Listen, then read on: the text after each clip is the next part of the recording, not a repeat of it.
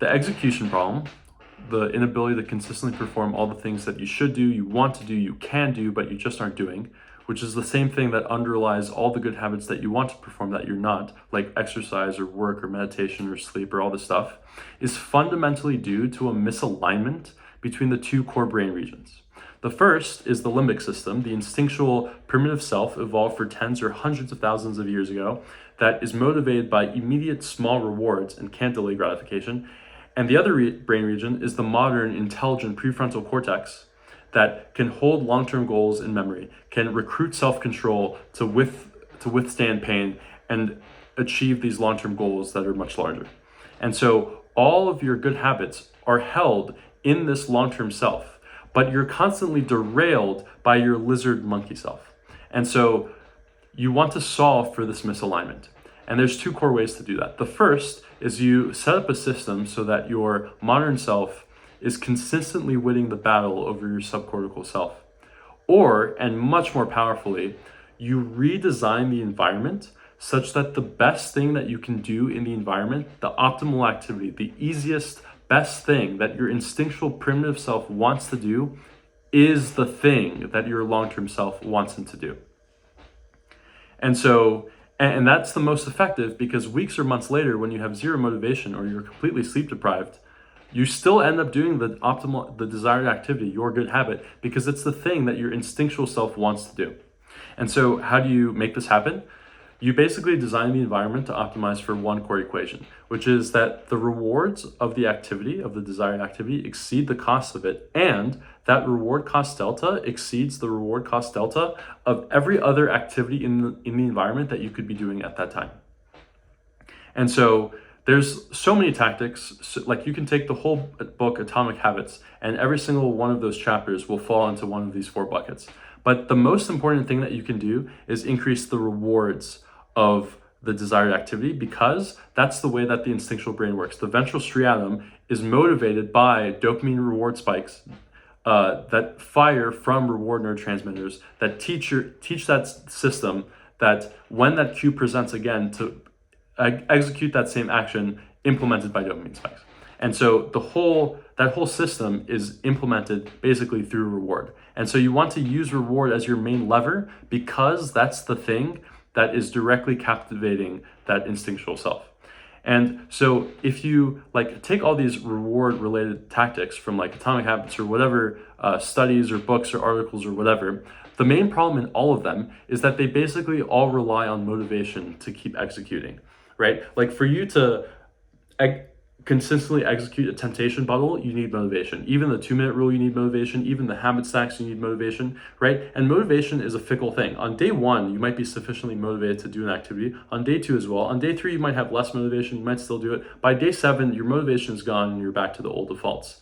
Whereas better is to take that burst of motivation on day 1 and use it just once to modify your environment such that the optimal thing, the easiest, best thing, is the desired activity.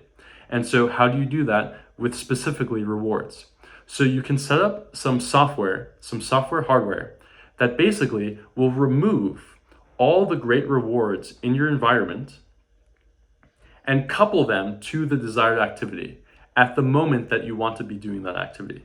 So for example, whether it's you want to be doing work or you want to be exercising or whatever your desired good habit is, you remove all the rewards in the environment like YouTube and Netflix and music and podcasts and messages, like texting your friends and email and reading news or games or stocks or articles, sports, whatever you like. You remove all of that from the environment and you can only access those things when you're doing the desired activity.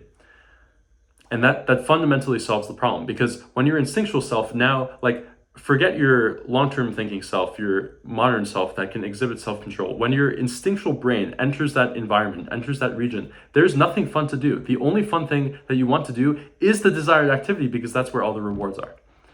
And so you are aligning the environment for the instinctual self. And it's not like you're removing the rewards forever. You're just changing when you consume them.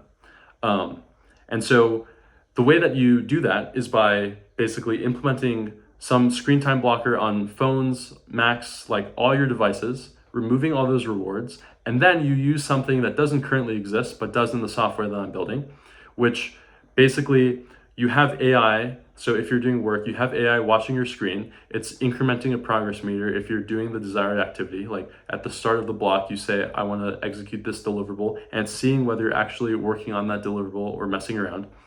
And it's incrementing this progress meter. And on regular intervals, on like your break periods, you are rewarded with these activities and like those things that I mentioned. And different people have different rewards. Whatever works for you is the reward that you are given. And the same thing could be done for working out. If you're doing like a ab workout on the ground, you just have your Mac set up where the camera is watching you. AI is seeing that you're performing the desired activity, and then you're being rewarded. And some of these rewards happen after, like if you're rewarded with like YouTube videos or whatever you like some of those things have to happen after, like if you're doing work, but they can be done simultaneously for other things. Like you could be on your cycling bike and be watching Netflix, but you can't watch Netflix while you're doing work. So some rewards are competitive with certain activities and not with others, and it's dependent on the activity. And that's fundamentally it, right? And the question is like, are these rewards sufficiently good to exceed the cost of the activity? And they are, because the best rewards in your environment are typically your phone, your TV, your computer, because these digital devices can create any combination of auditory and visual output. And most human perception is just vision and sound. And so if you make it so that all the rewards are decoupled from the rest of the environment, the best thing that you can do is the desired activity, and the rewards are so great that they exceed the cost of the activity, then your instinctual self is going to move towards that. And the only thing is you can't use motivation to create that. You have to create a system on day one. When you're sufficiently motivated, you create a system that locks in that environment for all the future days. And that software doesn't exist. That's what I'm building. If you want to use it, just book a call with me. I'll show you a demo. We'll get you set up. I'm only taking 10 customers a month. It'll be free to use. And that's fundamentally the solution to the problem. And then there's like all sorts of additional things you can do, like lowering cost of the activity with 2-minute rules, and you can increase opportunity costs, and like there's lots of tactics that you can employ on top. But the 20/80, the thing that gets you the majority of the way there, is just recoupling rewards to the desired activity, because that's the thing that directly captivates the instinctual brain, which is implemented by these dopamine reward pathways. So if you're interested in the software, how it works, whether it'll work for you, if you want to just see a demo or you want to get set up with it, just book a call with me. It'll take 20 minutes. I'll learn about what habits you're trying to solve, what you're trying to achieve, and then I'll just like tailor the software to your use case, and then we'll be off to the races. All right, so see you soon.